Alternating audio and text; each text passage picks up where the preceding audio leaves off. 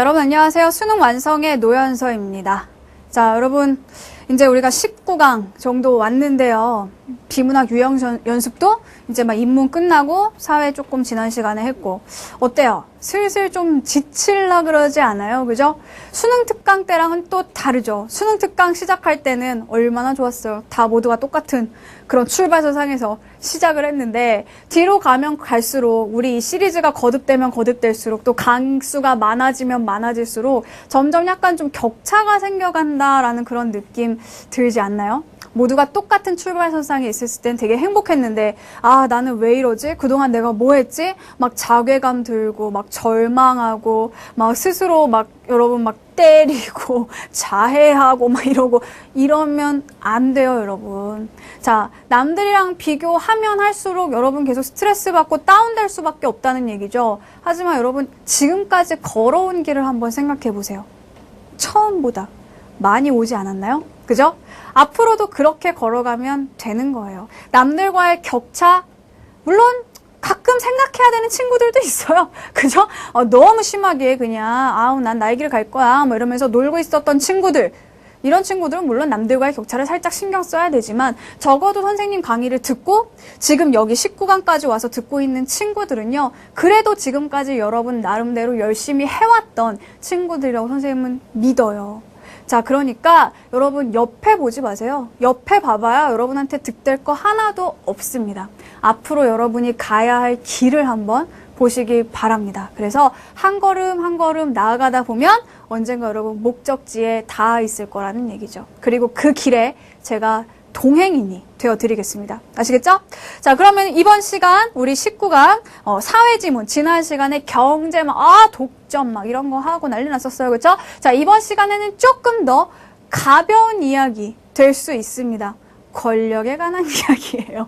그쵸? 자, 권력에 관한 이야기. 독점, 권력, 다 이렇게 좋아 보이는 것들은 아닌데, 자, 이 권력이라는 것을 유지하기 위해서 어떤 방법을 사용할 수 있는가, 이런 것들과 관련된 그런 지문이었습니다. 자, 그런데, 자, 일단 문제를 살짝 한번 보려고 해요. 자, 문제를 보니까 5번 문제, 논지 전개 방식 물어보고 있죠. 그쵸? 이 글의 서술 방식으로 가장 적절한 것은 개념 가지고 풀면 되는 문제고요. 자, 그 다음에 6번 문제 보니까 크레덴다의 사례로 볼 수 있는 것은 해서 사례에 적용해보는 그런 문제입니다. 근데 이거 풀려면 일단 크레덴다가 뭔지 알아야겠죠? 7번 문제 보니까 뭐라고 돼 있어요? 자, 위 글을 바탕으로 미란다와 크레덴다의 특성을 설명한 내용으로 바르게 묶은 것은 이 글에도 미란다, 크레덴다라는 두 개의 서로 다른 항목이 나오네요. 얘네들 비교하라는 거잖아요. 그죠? 자, 그래서 오늘 개념 막차 들어갑니다. 자, 선생님이 뭐라고 했죠? 두 항목의 비교가 나오면 어떻게 해라? 동그라미와 세모로 나누어서 구분을 해놔라. 위대한 동그라미와 세모. 저 선생님 자기가 강의해놓고 자기 입으로 위대하다고 이런 생각하는 거예요? 아니라 그랬죠? 이 위대하단 말 제 입에서 나온 말 아닙니다.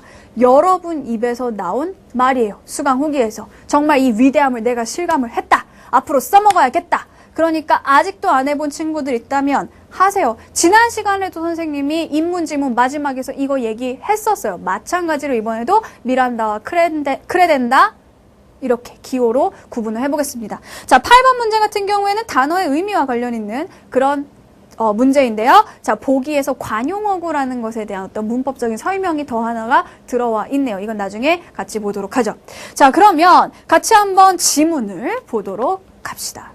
자, 예로부터 권력은 그 자체를 신비스러운 것으로 장식하고 이것에 의해서 자체의 위대성과 영광을 사람들의 마음속에 아로새김으로써 사람들을 그 앞에 쉽사리 무릎 꿇게 할 수가 있었다. 이게 뭔가요? 자, 권력이라는 것이 스스로를 굉장히 신비스럽게 만든다는 거예요. 신비주의라는 거죠. 그래서 뭔가를 굉장히 신비롭게 만들어 놓으면 굉장히 위대해 보일 수 있다는 거죠. 그럼 사람들이 그냥 별로 저항도 안 하고 알아서 그 앞에 무릎을 꿇는다는 겁니다. 자, 그래서 선생님도 학교에서 담임 선생님을 하잖아요. 그러면은 3월 달에 맨 처음 학기가 시작되면 선생님 일단 권력을 가져야 합니다. 반에서. 그쵸? 우리 반 친구들을 데리고 끝까지 가기 위해서는 선생님이 권력을 가져야 돼요. 그러기 위해서 선생님은 3월 한 달 동안은 신비주의를 택한다는 거죠. 학교도 이러고 가요. 자, 이러고 가요. 이러고 가서 웃지도 않아요. 말도 몇 마디 안 해요. 정말 그 도도한 차도녀의 컨셉으로 한 달을 지냅니다. 그러면 선생님의 이 신비주의가 먹힌다는 거죠. 우리 친구들이 뭔가 신성한, 뭔가 우리가 어떻게 범접할 수 없는 담임 선생님의 권력, 막 이러면서 스스로 무릎을 꿇더라. 이런 얘기입니다. 자, 그래서, 자, 이런 것들이 뭐냐. 메리암 교수는, 자, 교수님 등장하셨습니다. 자, 교수, 뭐 이런 사람들 나오면은, 뭐예요? 교수는 어떤 사람이에요? 전문가죠. 그쵸? 자, 이런 전문가의 어떤 이론, 메리암 교수라는 분의 이론을 소개를 해주고 있네요. 자, 메리암 교수는 이와 같은 점에 주목하여 권력을 신성화, 미화시켜야 한다. 자, 그래서, 자, 권력을 신성화하고, 미화하고, 선생님이 3월 달에 쓰는 전략이죠. 자, 이런 것들 해야 된다고 보고 권력을 신비롭고 성스럽고 웅대하고 감탄할 만한 것으로 미화시키는 측면을 권력의 미란다라고 불렀다. 자, 신성화하고 미화시키는 거 아름답게 미화해서 미란다.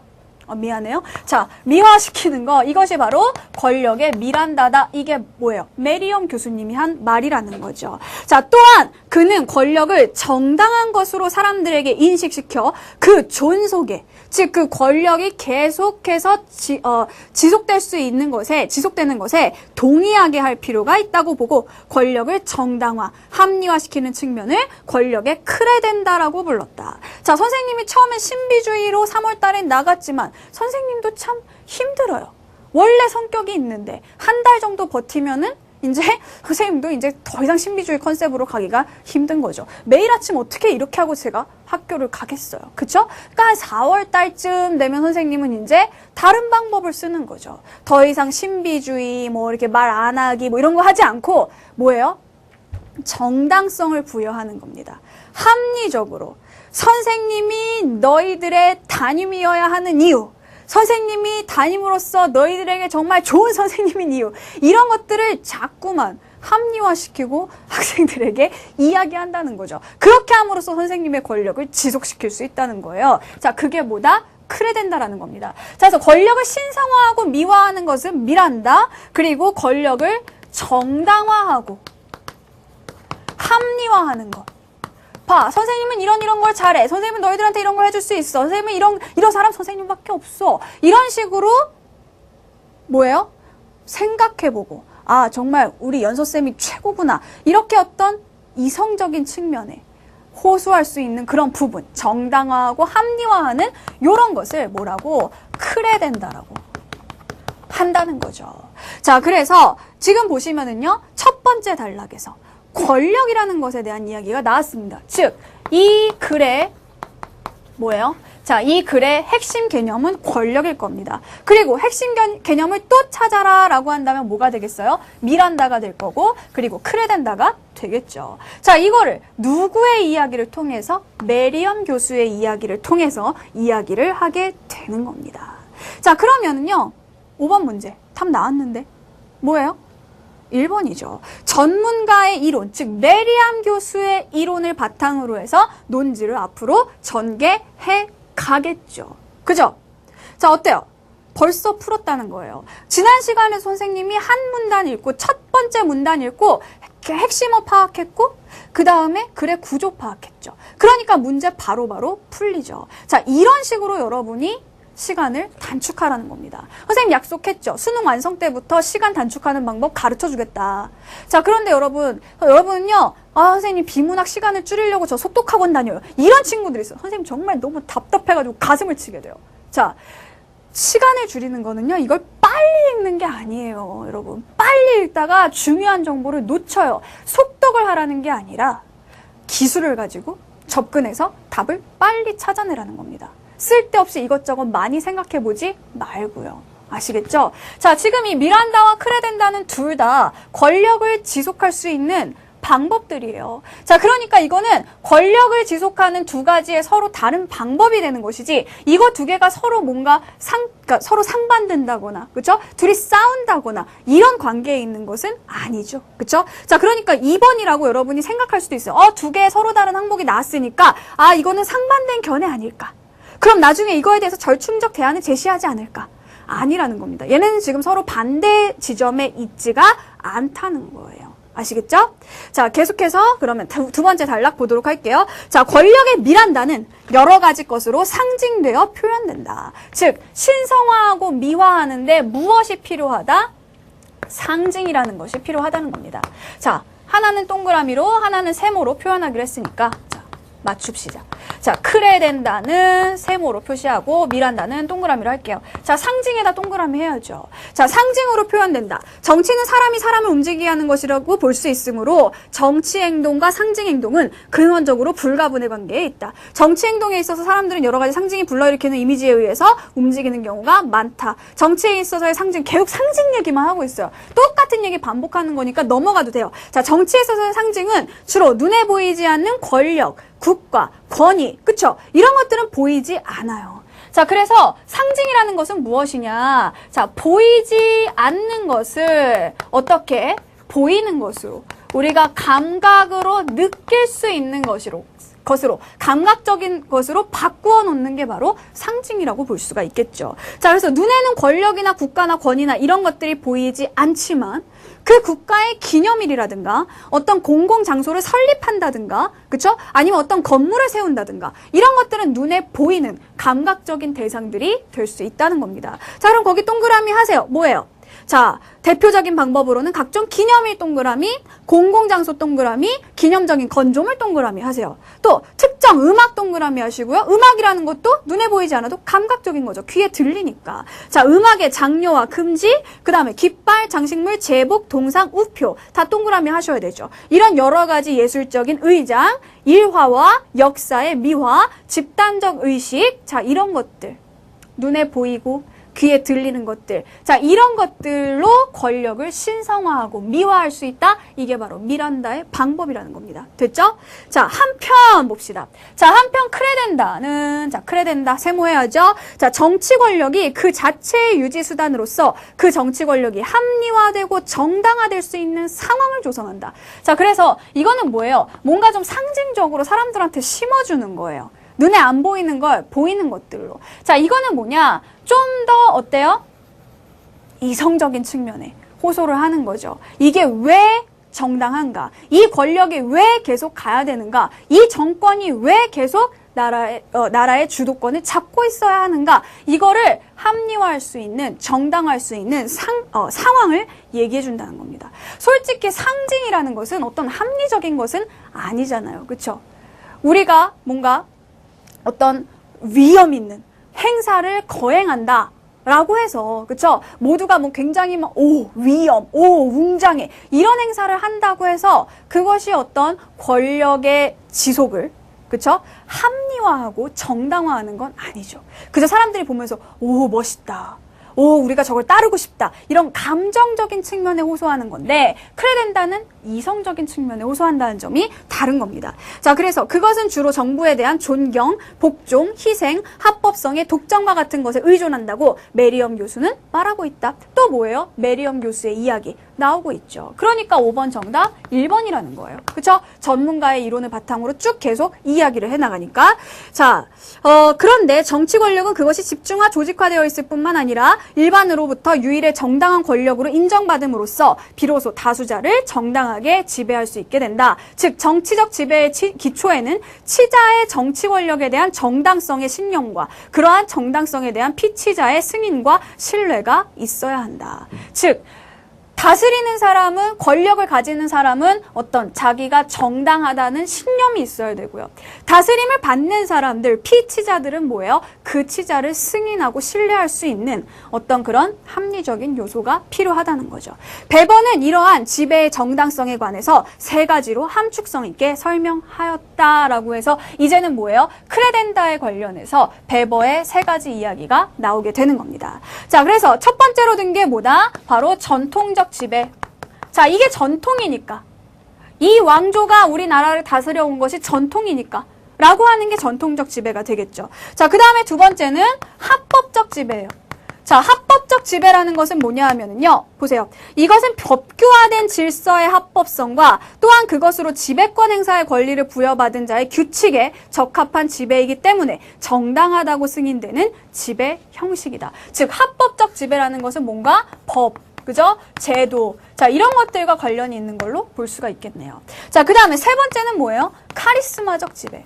자, 카리스마적 지배라는 것은 뭐냐? 어떤 특정한 사람, 특정한 인격자의 신성성, 영웅적 권력, 이상적 모범성 및 그에 의해서 개시 또는 창조된 질서의 신성성에 대한 열렬한 신뢰에 기인하는 지배 형식이다. 이게 바로 크레덴다의 세 번째, 베버의 세 번째 방법이란 얘기죠.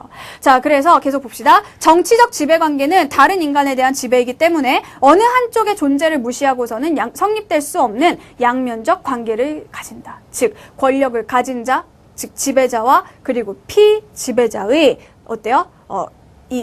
양면적인 관계가 있다는 거죠. 둘 중 어느 하나를 무시해서는 안 된다. 따라서 최소한도로 상대편에게 어떤 반응이 있지 않으면 안 된다. 즉, 뭐예요? 이 사람이 권력을 가지고 있다고 해서 무조건 그 권력을 행사할 수 있는 것이 아니라 상대방의 반응, 상대방의 동의, 즉 피치자들의 동의와 신뢰가 있어야 한다는 겁니다. 자, 그런 면에서 이러한 반응을 이끌어내기 위해 물리적인 강제, 대표적으로 폭력 같은 게 있겠죠. 그렇죠? 폭력을 써서 무력과 강압에 의해서 상대방을 복종시키게 한다면 그 권력은 사람들을 겉으로만 통제하게 된다는 거죠. 겉으로는 무서우니까, 죽을까봐, 맞을까봐 이렇게 말을 듣는 것처럼 보이지만 속에서는 어때요? 자발적으로 우러나오는 그런 복종의 마음은 없다는 겁니다. 자, 하지만 미란다와 크레덴다를 통한 권력은, 즉 이것과 이것을 사용하게 된다면 사람들을 어떻게 할 수 있다? 내면으로부터 복종시킬 수 있다. 이 두 가지가 모두 사람들의 어떤 내면으로부터의 복종이라는 거는 뭐죠? 마음속으로부터 진심으로 자발적으로 복종하게 한다라는 뜻이 되겠죠. 됐죠?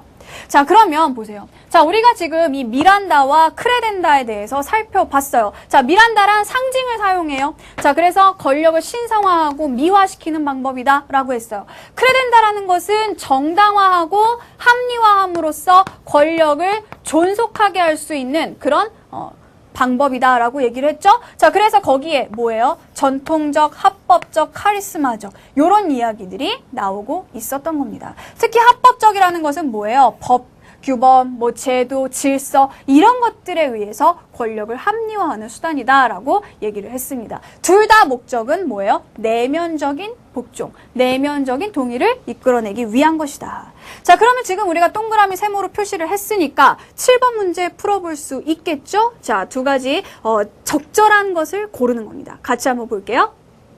자, 먼저 1번 보세요. 자, 미란다가 왼쪽 거, 크레덴다가 오른쪽 거예요. 자, 지금 보시면 폭력적, 물리적 수단과의 연계라고 되어 있는데, 자, 뭐라 그랬어요? 얘네들은 외면적인 복종만을 이끌어낼 수 있을 뿐이다. 내면으로부터의 복종을 이끌어내려면 얘네 두 개를 사용해야 된다라고 얘기를 했잖아요. 그쵸? 자, 그러니까 미란다는 뭐예요? 외면이 아니라 자, 내면으로부터 자발적인 자, 이런 복종을 이끌어낼 수 있는 요소가 되어야 하죠. 자, 그러니까 틀린 거죠. 1번 안 되겠죠. 그쵸? 자, 그 다음에 크레덴다 같은 경우에는 법적, 제도적 수단과의 연계, 이거 뭐예요? 베버가 이야기했던 두 번째.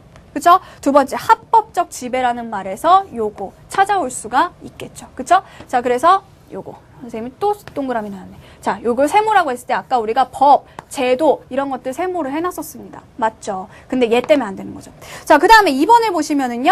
자, 피치자의 자발적 복종 맞아요. 그쵸? 둘 다 자발적 복종을 유도한다고 했어요. 하지만 이것이 일시적인가? 라는 것은 어때요? 우리가 이 글만을 가지고는 알 수가 없죠. 그쵸? 글을 통해서는 언급되지 않았습니다. 자, 그 다음에 요거는요. 자, 피치자의 타율적. 이게 잘못된 말이죠. 그쵸? 자발적이라 그랬어요. 자율적이라는 얘기죠. 그쵸? 타율적이라고 보면 안 돼요. 자, 지속적이라는 것은 역시 맞는 설명입니다. 크레덴다라는 것은 권력을 존속시킬 수 있는 그죠? 그런 방법이다라고 얘기를 했죠. 자, 그래서 얘는 맞는데 얘가 틀리고 얘는 알 수 없고 그래서 2번도 답이 될 수가 없습니다. 자, 그 다음에 3번은요. 미란다, 무계획적, 우발적 방법일까요? 아니죠. 여기 보면 뭐가 있었어요? 건물을 짓는데요. 장엄한 의식을 행한대요. 제복을 입힌대요. 자, 이런 것들은 다 계획에 의한 거 아닐까요? 그렇죠? 무계획이다라고 볼 수는 없다는 거죠. 자, 크레덴다는 어떤가요? 자, 이거는 계획적이고 의도적인 방법이라고 할 수 있겠죠. 왜요? 법을 세운다는 거, 제도를 세운다는 거, 이거 계획이고 의도인 거 맞잖아요. 그렇죠? 그래서 얘는 맞는데 3번이 안 돼서 얘도 역시 답이 될 수가 없어요. 자, 그 다음에 4번 볼게요. 자, 4번은요. 상징적 이미지를 통해 피치자의 정서적 측면에 호소한다. 이거 맞죠? 아까 우리가 미란다에서 동그라미 상징에다가 했을 겁니다. 자, 그래서 뭔가 일체감을 주는 거, 오 위대하다, 오 장엄하다 이런 느낌을 주는, 즉 정서적인 측면에 호소하는 거 맞죠? 자, 크레덴다는 뭐라 그랬죠? 합리화하고 정당화하는 거라고 그랬습니다. 그래서 상황을 조성하는 것이다 라고 이야기를 했죠. 그래서 이런 것들은 어때요? 얘에 비해서 좀 더 이것이 좀 감정적인 측면이라고 한다면 얘는 이성적인 측면에 호소하는 거. 그래서 4번이 정답이 되겠죠. 자, 마지막으로 5번 이건 뭐예요? 미란다가 이런 거를 초래하고 크레덴다가 이런 것들을 초래한다라는 것은 우리는 알 수 없어요. 이 글을 통해서 언급된 적이 없기 때문에. 그래서 5번은 안 되겠죠. 자, 그래서 7번의 정답은 4번이 되겠습니다.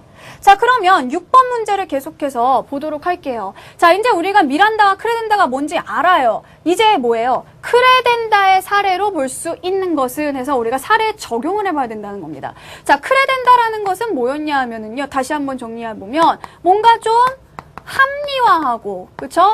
정당화하는 겁니다.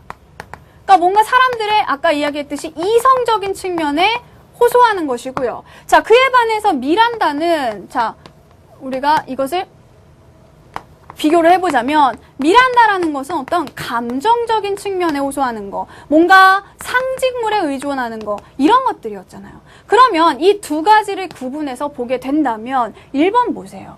자, 각군 나름의 통일화된 군복. 자, 아까 우리가 미란다 동그라미 할 때 동그라미 했던 것들 중에 뭐가 있었죠? 제복 이런 거 있었죠. 자, 제복, 군복도 제복이죠. 그쵸? 자, 그래서 아까 동그라미 했던 거, 즉 얘는요, 미란다에 관련된 설명인 거예요. 아까 동그라미 세모를 해놓은 게 7번 문제에만 해당되는 것이 아니라 6번 문제까지 계속해서 적용이 되고 있다는 거. 그래서 위대하다는 거예요. 알겠죠? 얼마나 위대해. 자, 그럼 여기 보세요. 미란다 동그라미, 제복 동그라미. 얘는 크레덴다 아니라는 거죠. 자, 그 다음에 2번은요. 조선의 건국 주체들은 유교적인 가치관을 백성들에게 확산시킴으로써 통치 질서를 공고히 하려 하였다. 자, 아까 미란다 같은 경우에 상징물이라고 그랬어요. 상징물이라는 것은 뭐라 그랬죠? 상징물 사용한다는 거는 눈에 보이지 않는 것들을 보이는 것으로 바꿔놓는 거라 그랬죠. 그런데 지금 여기 보면 유교적인 가치관, 눈에 보이나요? 보이지 않죠. 가치관이라는 것은 머릿속에 가지고 있는 어떤 관점입니다. 눈에 보이지 않고 상징과 관련이 없으니까 얘는 미란다가 될 수가 없죠. 그런데다가 뭐예요? 뭔가 유교적인 가치관을 가지고 정당화하는 거죠. 그리고 이거는 뭐예요? 가치관에 호소한다라는 거는 뭔가 이 가치관을 심어준다라는 것은 이성적인 측면에 호소한다라는 그런 뜻이 될 수 있다는 겁니다. 자, 그러니까 크레덴다의 사례로 볼 수 있는 거 2번이 된다는 거죠. 여기에는 상징도 없고 정서적인 측면도 없고 오히려 어때요? 아주 이성적인 측면에서 접근을 해서 합리화하고 정당화하는 것이다. 그렇죠? 유교적인 가치관이라는 것이 좀 더 깊이 들어가면 뭐가 되는 거예요? 여기에서 내용 우리가 좀 더 들어가게 되면 유교적인 가치관, 임금과 신하의 관계, 부모와 자식의 관계, 부부간의 관계 이런 것들을 강조하는 게 유교적인 가치관이잖아요. 그렇죠? 그러니까 권력에 있어서도 역시 이 가치관이 이 권력을 정당화하고 합리화하는 데 도움이 돼주겠죠. 2번 답이 되겠죠. 자, 3번 볼까요? 자, 연등회, 팔관회 등의 행사를 개최한다. 자, 행사 이것도 역시 상징적인 측면이 강하기 때문에 미란다에 속하게 되겠고요. 자, 그 다음에 4번 같은 경우에는 현충일, 기념일이죠. 그쵸? 참배하는 거, 장엄한 의식의 행사죠. 아까 우리가 동그라미 했던 것들, 즉 미란다에 속하는 내용들이 될 수 있다는 겁니다. 자, 마지막으로 5번은요. 자, 이건 역시 뭔가요? 자, 천황에게 충성을 맹세하는 궁성요배 의식, 역시 이런 것도 뭐예요? 상징적인 행위가 될 수 있다는 거죠. 의식의 거행, 아까 우리가 동그라미 해놨던 겁니다. 그래서 역시 5번도 미란다에 해당하는 그런 사례가 되는 것이다. 자, 그래서 결국에는 정답 뭐예요? 크레덴다의 사례로 볼 수 있는 거 2번 하나밖에 없었습니다. 자, 그러면은요. 자, 우리가 지금 7번 풀었고 6번 풀었고 5번 아까 살짝이 선생님이 풀고 왔는데 그쵸? 다시 한번 확인을 해보도록 합시다. 자, 먼저 5번에 1번을 보면은 자, 전문가의 이론을 바탕으로 논지를 전개한다. 메리암 교수의 이론을 바탕으로 미란다, 크레덴다 이런 얘기들을 하고 있었죠. 중간에 베버도 살짝 들어갔었고요. 그쵸? 1번이 답입니다. 2번 같은 경우에 미란다와 크레덴다가 서로 싸우고 있는 게 아니에요. 그쵸? 상반된 견해가 아니어서 2번이 안 되고요. 3번은요. 이론의 장단점? 지금 우리가 미란다의 장단점, 크레덴다의 장단점 알 수 있었나요? 이런 점에서 좋은데 이런 점에서 나빠? 이런 거 없었죠. 3번도 그래서 안 되고요. 4번은요. 새로운 이론. 여기서 새로운 게 뭐예요? 없죠. 그쵸? 자, 그 다음에 5번은요. 객관적인 자료. 객관적인 자료라는 것은 어떤 통계나 사례들이 되는 겁니다. 근데 여기에서는 미란다와 어떤 크레덴다에 대해서 개념을 설명하고 있을 뿐 어떤 이것들이 적용된 구체적인 사례라든가 아니면은 뭔가 통계 자료라든가 이런 것들이 제시되어 있지 않죠. 자, 그래서 5번도 답이 될 수가 없습니다. 5번의 정답은 1번. 자, 마지막으로 8번 볼게요. 자, 8번은요. 보기에서 관용어구의 대한 개념을 제시해주고 있어요. 자, 관용어구란 무엇이다?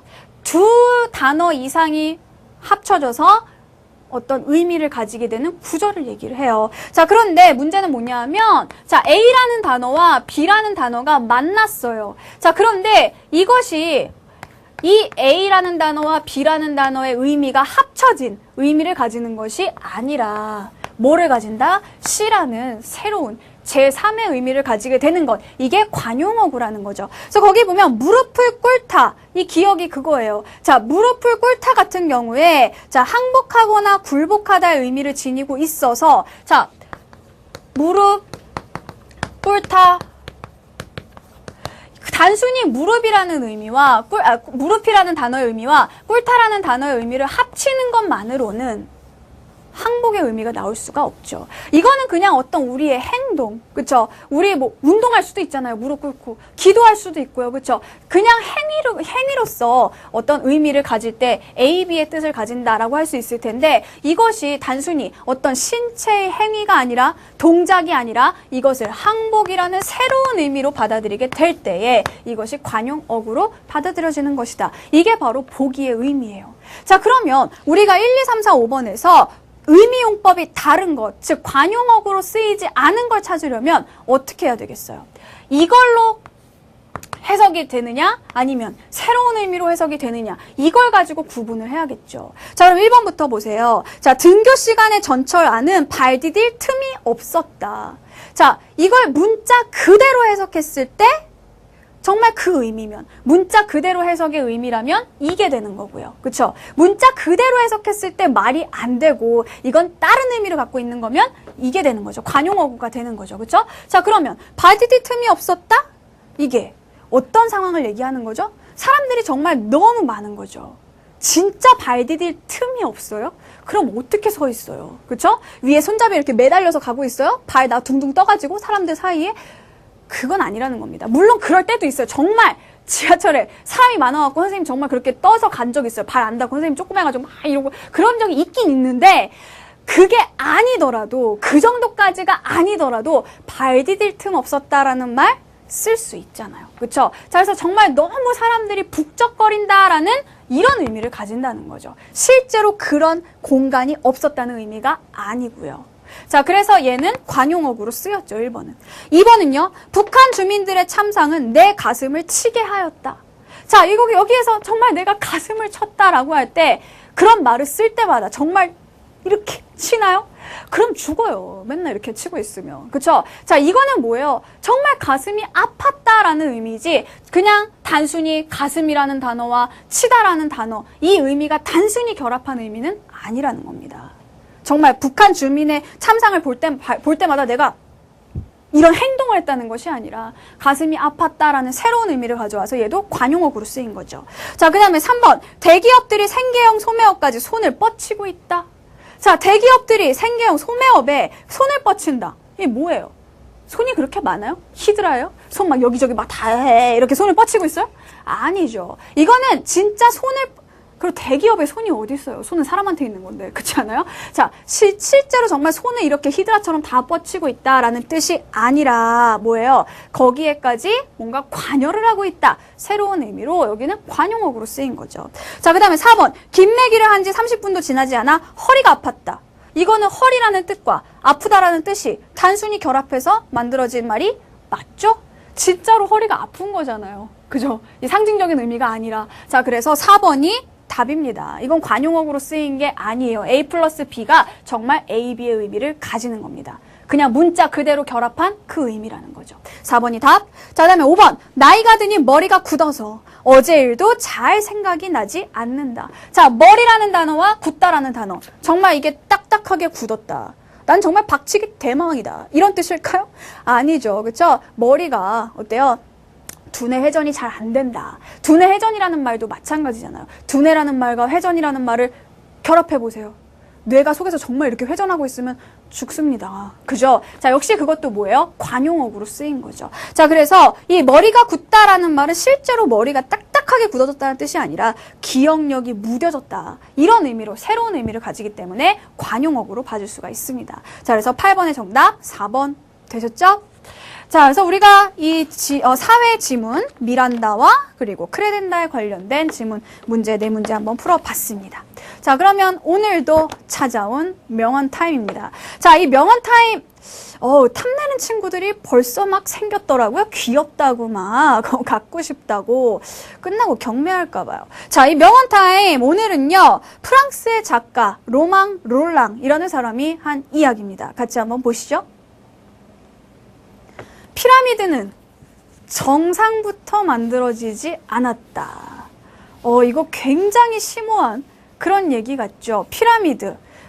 선생님 가보지는 않았습니다. 하지만 TV나 사진이나 이런 것들로 봤을 때 정말 위대한 건축물이죠. 세계 몇 대 불가사의 이런 데 들어가는 그런 건축물이잖아요. 하지만 그런 피라미드도 그렇게 위대한 건축물도 위에서부터 만들 수는 없었다는 겁니다. 위에 그 딱 고뿔 모양 요거 딱 해놓고 요렇게 딱 공중에 띄워놨더니 밑에 벽돌들이 쫙 가가지고 붙어서 이렇게 그거는 SF에 나오는 내용이에요. 그쵸? 자, 피라미드 그 엄청난 건축물은 뭐예요? 밑에 기초에서부터 벽돌 한 장 한 장으로부터 차근차근 쌓아져서 만들어진 위대한 건축물이었다는 얘기입니다. 결국 뭡니까? 자, 토대가 중요하다. 밑바탕이 중요하다. 그리고 노력이 중요하다라는 것을 알 수 있게 해주는 그런 말이죠. 우리는 정상만 봐요. 하지만 그 어떤 것도 정상에서 출발한 것은 없습니다. 아시겠죠? 여러분 지금 수능 완성, 특히 이 유형편을 하면서 개념과 유형, 피라미드의 아랫부분을 튼튼하게 다지고 있는 겁니다. 나중에 결국 1등급이라는 그 정상, 그 꼭대기 부분을 가져가실 수 있게 되기를 선생님 기도해요. 자, 기도하고 또 여러분과 함께해요. 아시겠죠? 자, 그러면 우리 두 번째 지문 넘어가 보도록 할게요. 두 번째 지문. 우리 지난 시간에는 경제 때문에 고생했는데 이번에는 또 법이 나왔습니다. 이거 무슨 생활 법률 시간 이런 시간 같아요. 하지만 어렵지 않습니다. 자, 일단 여러분이 이 지문을 딱 봤을 때 되게 어렵게 느껴졌던 이유 선생님 말해볼까요? 너무 개념이 많죠. 그쵸? 단어들이 많고 생소한 용어들이 많아요. 자, 이렇게 용어들이 많이 나올 때 우리는 이걸 어떻게 풀 수 있을까? 자, 오늘 여러분 막차 태워드릴게요. 자, 여러 가지의 개념들이 나왔다. 이 개념 간의 관계는요, 그림을 그려서 정리를 하도록 합니다.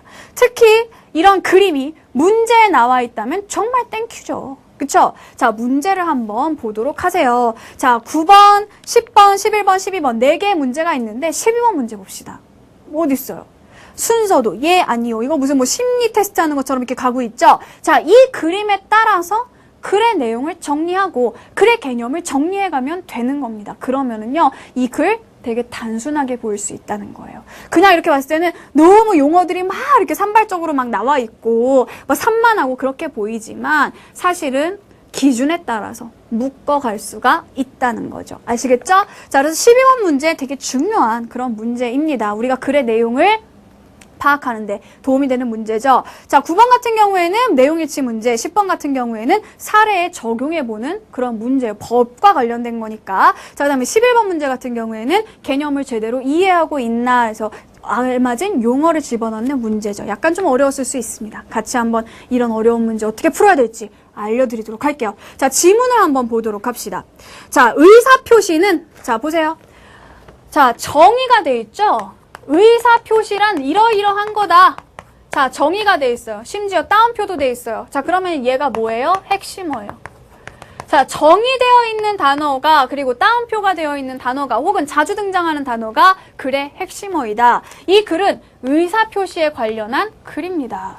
자, 그러면 12번 문제의 그림을 한번 봐봐요. 자, 맨 위에 있는 동그라미가 뭐죠? 이 의사표시가 자유롭게 이루어졌는가에 따라서 의사표시가 자유에 의해서 이루어진 것인가 예일 경우와 아니일 경우로 나누어서 봐야겠죠. 자, 그러면 일단 보도록 하겠습니다. 자, 의사표시는 일정한 법률 효과의 발생을 원하는 의사를 외부에 표시하는 행위를 말한다. 자, 이거를 말한다. 이게 뭐예요? 정의죠. 의사표시의 정의가 바로 이겁니다. 자, 이것은 법률 행위에 있어서 꼭 필요한 요소가 되는 법률 사실이다. 법률 행위에 있어서 의사표시는 필수적인 요소라는 겁니다. 자, 그러면 9번 문제 살짝 보고 봅시다. 자, 9번에 1번 보세요. 자, 법률 행위가 성립하기 위해서는 의사표시가 필수적이다. 방금 읽었던 그 문장이죠. 그죠? 자, 그 다음에 2번 보세요. 자, 의사표시는 법률 효과의 발생을 원하는 의사를 외부에 표시하는 행위이다. 방금 우리가 첫 번째 줄에서 읽었던 의사표시의 정의 그대로 갖다 놓고 있습니다. 자, 1번하고 2번은 모두 일치한다. 됐죠? 자, 계속해서 봅시다. 그런데 거래가 실제로 이루어질 때 여러 가지 사정으로 말미암아 의사표시를 하는 사람인 표의자가 이것도 여러분 숨어있는 정의예요. 자, 표의자는 뭐 하는 사람? 의사표시를 하는 사람입니다. 그렇죠? 이 표의자가 속으로 가졌던 의사가 즉 이 사람의 정말 의도, 이 사람의 속마음과 표시행위로부터 추측되는 의사, 즉 겉으로 한 말, 즉 이 사람이 표시한 의사와 속에 있는 이 사람의 의사가 서로 부합하지 않는 경우가 있다. 이거 뭐랑 비슷해요? 반어랑 비슷하죠. 반어가 뭐죠? 의도와 표현이 반대되는 경우예요. 의사표시에도 그런 게 있을 수 있다는 거죠. 실제로 이 사람이 가지고 있는 마음과 겉으로 표현된 의사가 서로 맞지 않는 경우가 있다는 겁니다. 자, 이 경우를 뭐라고 한다? 의사와 표시의 불일치라고 한다. 자, 의사와 표시의 불일치라고 하는데 여기에는 비진이 표시, 허위 표시, 착오가 있다. 자, 그럼 보세요. 의사와 표시의 불일치가 있는데 여기에 세 가지가 있다. 앞으로 글을 어떻게 전개될까요? 세 가지를 설명해 주겠죠. 자, 그러면 봅시다. 자, 비진위 표시란 첫 번째예요. 자, 지금 이 글을 보니까, 이 그림을, 12번의 그림을 다시 한번 보면, 자, 자유에 의해서 자유롭게 이루어졌는가? 아니요 하고 갔어요. 일단 지금 우리는 자유롭게 이루어지지 않은 경우, 요거는 아직 안 나온 것 같아요. 자유롭게 이루어지기는 했는데, 자, 두 번째 질문이 뭐지요? 두 번째 질문. 자, 표의자가 자신의 의사와 표시가 일치하지 않는다는 사실을 알았는가? 즉, 표의자가 불일치를 알았냐? 알고 있었냐? 에 따라서 나눠진다는 겁니다. 자, 그래서 여기에도 역시 예, 아니오가 있죠. 그러면 첫 번째, 비진위 표시를 봅시다. 자, 비진위 표시란 표의자가 진위가 아닌 것을 알면서 한 의사 표시라는 거죠. 자, 알았는가? 네. 요 밑으로 내려갈 수 있겠죠. 자, 비진위 표시라는 것은 진위가 아닌 걸 알면서 한 거다. 이 경우에는 원칙적으로 표시된 그대로 효력이 발생하게 되지만 상대방이 그게 아니라는 걸 알았거나 보통의 주의를 하면 알 수 있었을 경우 이때는 무효가 된다. 자, 자세한 내용은 나중에 살펴보도록 필요할 때 보는 거예요. 일단 우리는 그림에 따라서 종류를 나누면 돼요. 자, 그리고 두 번째, 허위 표시란 상대방과 공모하여 진위가 아닌 의사를 표시하는 경우를 말한다. 즉, 비진위 표시는요, 이 표의자가 말하는 사람이 자기가 알면서도 일부러 반대로 말을 하는 거죠. 그런데 허위 표시라는 거는 뭐죠? 상대방이랑 짜고 치는 거예요. 그렇죠? 상대방이랑 짜고 공모해서 진위가 아닌 의사를 표시하는 거다. 자, 그러면 여기에 나와 있는 질문이 뭔가요? 공모했냐?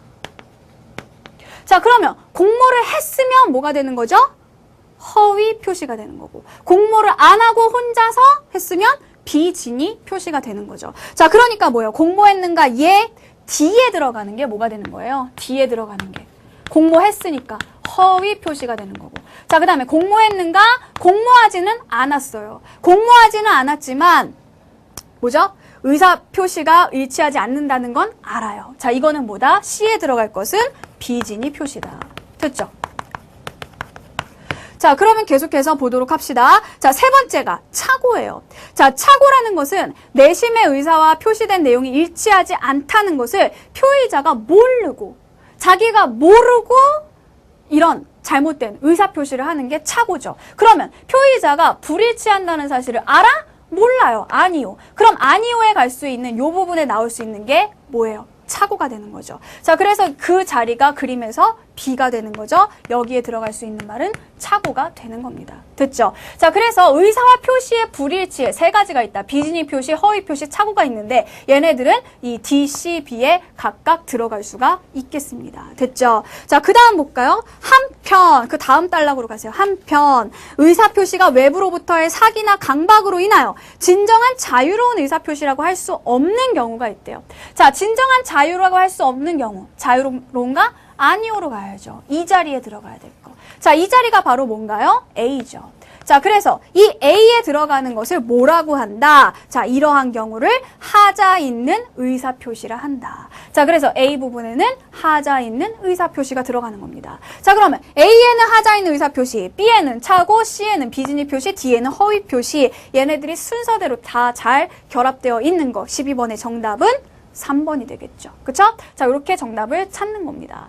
자, 그러면은 계속해서 다시 보도록 하겠습니다. 자, 이런 하자 있는 의사 표시는요, 뭐죠? 사기나 강박 때문에 이루어질 수 있다는 거죠. 사기란 고의로 타인을 기망하여 착오에 빠지게 하는 행위를 말하며, 강박이란 위법으로 타인에게 해악을 표시하여 공포심을 발생하게 하는 행위를 말한다. 이러한 사기 또는 강박에 의한 의사 표시는 취소할 수 있다는 겁니다. 즉, 이거. A는 취소할 수가 있다는 거죠. 자, 그러면 역시 9번에 4번으로 한번 가보도록 합시다. 자, 9번에 4번. 의사표시가 타인의 위법한 간섭에 의해 일어난 것은 효력 발생에 제한이 있다. 그쵸? 하자 있는 의사표시는 취소할 수가 있다. 라고 얘기를 했잖아요. 4번 맞는 설명이 되겠습니다. 아시겠죠? 자, 계속해서 보도록 합시다. 자, 그리고 상대방이 있는 의사표시에 관하여 제3자가 사기나 강박을 행한 경우에는 상대방이 그 사실을 알았거나 알 수 있었을 경우에 한하여 의사표시를 취소할 수 있다. 그러나 선의의 제3자에게는 취소의 효과를 주장할 수 없다. 의사표시는 모든 효력 발생 요건이 갖추어진 때 효력을 발생하는데, 자, 모든 효력 발생 요건. 자, 이때 상대방이 있는 의사표시가 문제가 되는 경우가 있대요. 자, 그래서 상대방이 있는 의사표시는 자, 어떤 때 효력을 발생하게 되느냐? 첫 번째, 자, 표의자가 의사를 밝히고, 자, 그 다음에 두 번째가 발신을 하고, 그 다음에 세 번째가 상대방에게 도달하고, 자, 그 다음에 네 번째 최후에 상대방이 깨달아서 알게 되는, 자, 이런 순서로 이루어진다는 겁니다. 그런데 민법에서는요, 이 효력이 발생하는 시기에 대해서 얘를 원칙으로 한다는 거죠. 즉, 상대방에게 이 의사표시가 도달한 시점을 그때부터 효력이 발생한다라고 보는 게 원칙인데, 계약의 승낙 등 특별한 경우에는 예외적으로 발신주의, 즉 계약 같은 경우 뭔가 좀 특별한 경우에는 원칙에서 벗어나서 이 발신된 그 시기를 뭐라고 본다? 바로 효력 발생 시기라고 본다. 자, 그러면 9번 문제 3번을 또다시 보도록 합시다. 자, 3번을 보니까 뭐라고 돼 있어요? 계약의 경우 표의자가 승낙 의사를 발신하기만 해도 효력이 발생할 수 있다. 자, 어때요? 계약의 경우에는 발신, 요 지점이 효력 발생 지점이라고 얘기를 했죠. 자, 그래서 3번도 맞는 설명이 되겠습니다. 자, 그래서 우리가 지금 9번 문제, 내용일치 문제 1, 2, 3, 4번 다 확인을 했습니다. 남은 게 뭐예요? 5번이죠. 자, 5번을 해결을 합시다. 자, 5번은 뭐예요? 자신의 중대한 과실로 인해서 착오가 발생했을 경우. 자, 그러면 우리는 착오를 설명하고 있는 단락으로 다시 올라가 봐야 되겠네요. 자, 착오와 관련된 거 어디 있어요? 밑에서 셋 세 번째 단락. 위에서 하나, 둘, 셋, 네 번째 단락이죠. 차고는 이 부분이에요. 자, 이 단락의 마지막 줄, 맨 밑에서 두 번째 줄을 보세요. 그러나 그 차고가 표의자의 중대한 과실로 인한 경우, 자, 즉 차고는요. 자, 표의자의 중대한 과실이었을 경우에는 뭐라고요? 취소할 수 없다. 이렇게 돼 있네요. 자, 그러면 5번에 보니까 뭐라고 돼 있어요? 자, 중대한 과실로 인해서 착오가 발생했을 경우라도 의사표시를 취소할 수 있다라고 하니까 어때요? 내용이 일치하지가 않게 되죠. 자, 그래서 요게 뭐예요? 9번 문제의 정답. 요렇게 보면 되겠죠. 자, 그래서 9번 문제는 5번이 답이고요. 그 다음에 12번 문제, 요거는 3번이 답이었습니다. 자, 이제 우리가 10번하고 11번을 해결을 해야 됩니다. 자, 11번 문제가 좀 더 단순하니까 얘를 가지고 한번 해보도록 할게요. 자, 이 11번 문제는요. 자, 기역, 니은, 디귿에 들어갈 내용으로 바르게 묶은 것은 선생님 이거 무슨 법과 사회 과목도 아니고 우리한테 법률 용어를 왜 물어봐요? 이것만 가지고 어떻게 할 수 있어요? 이럴 수 있습니다. 그죠? 선생님도 처음에 그렇게 생각을 했어요. 그리고 선생님이 이 문제를 여기 사례들이 막 나와 있잖아요. 착오에 대해서. 5만 원이라고 써야 되는데 50만 원이라고 쓴 거. 그 다음에 10m를 생각하면서 10야드라고 쓴 거. 이런 것들. 도대체 이게 무슨 차이가 있을까? 자, 선생님이 여기에서 깨달음을 얻었습니다. 이게요, 복잡하잖아요. 그게 그것처럼 보이잖아요. 그러면 사례로 접근하면 안 돼요. 자, 사례로 접근했는데 사례가 비슷비슷해 보인다. 그러면 안 된다. 그러면 이걸 가지고 문제를 풀면 틀린다는 거죠. 여러분이 사례들을 가지고 뭔가 답을 찾으려는 순간 제명이 됐어요. 자, 제명이 된 게 아니고 여기서는 뭐가 된 거지? 자, 사례로 풀려는 순간 틀려버린다는 거죠. 자, 그러니까 이때는요, 철저하게 더 개념으로 가야 됩니다. 자, 지문에 나와 있는 개념을 가지고 풀면 답이 나와요. 근데 사례를 가지고 풀면 어려워진다는 거죠. 자, 일단 보세요.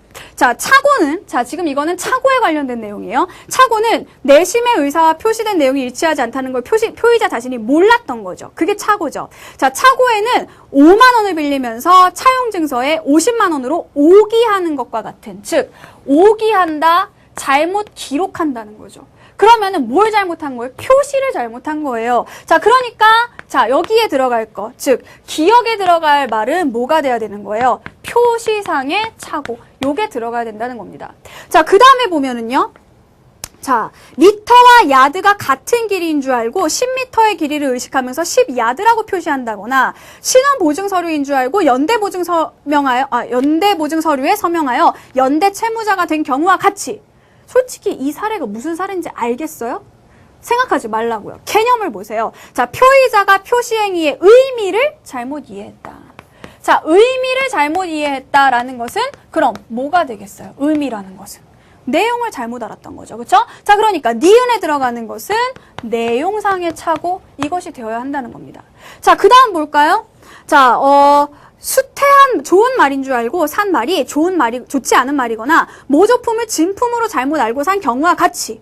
솔직히 이걸 봤을 때 이 모조품을 진품으로 잘못 알고 산 거랑 신원보증 서류인 줄 알고 연대보증 서류에 서명한 거랑 뭐가 다르지? 사례로 접근하면 헷갈린다는 겁니다. 그런데 개념을 보니까 뭐라고 돼 있어요? 의사 표시의 의사 형성 과정에서, 자, 의사 형성, 즉 나의 의사가 만들어지는 과정, 내가 이걸 산다 안 산다, 이걸 살까 저걸 살까, 이거는 뭐가 되는 거예요? 이거를 사고자 하는 동기가 되겠죠. 그쵸? 자, 그래서 보세요. 사례가 복잡하고 헷갈린다. 이럴수록 여러분은 개념으로 접근하란 말이에요. 오기니까 표시예요. 의미니까 내용이에요. 이 과정이니까 동기와 관련이 있다는 겁니다. 자, 그래서 11번의 정답 5번 이렇게 나올 수가 있겠죠. 됐죠? 자, 마지막으로 10번을 봅시다. 자, 이게 조금 어려워요. 무슨 솔로몬의 선택 뭐 이런 것 같아요. 그쵸?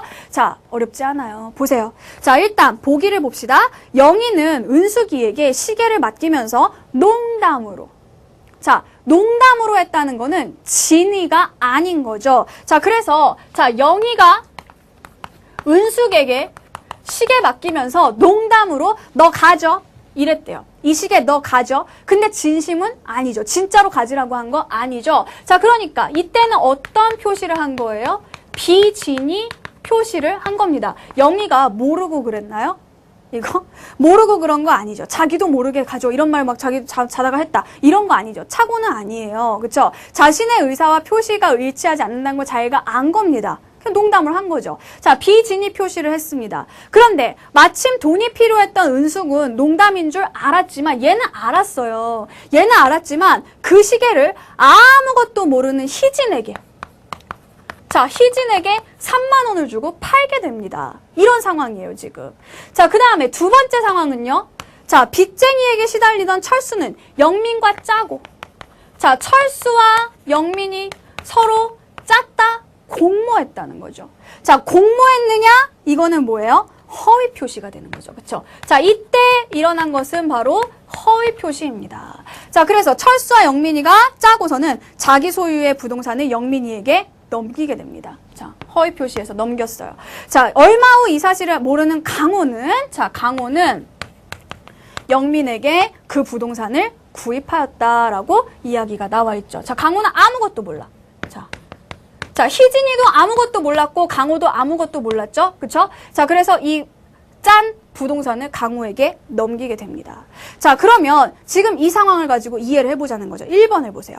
자, 영희의 시계와 철수의 부동산은 원래 주인에게 돌아갈 수 없겠구나. 지금 한번 보도록 합시다. 자, 영희에게서 은숙이에게로 시계가 갔고요.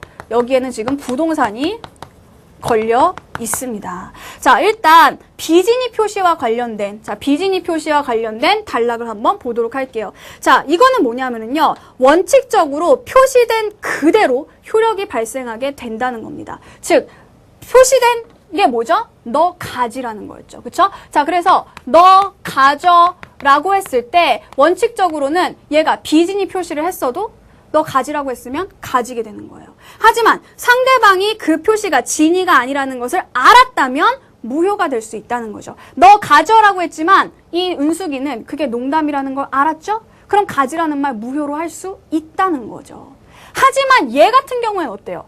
몰랐잖아요. 몰랐을 경우에는 무효로 할 수 없겠죠. 이럴 경우에만 무효로 할 수 있고 그 외의 경우에는 당연히 원칙을 따르겠죠. 원칙에 따르면 이것을 무효로 할 수 없습니다. 그래서 이미 희진이에게까지 아무것도 모르는 희진이에게까지 시계가 갔다면 원칙에 따라 이 시계를 영희는 돌려받을 수가 없습니다.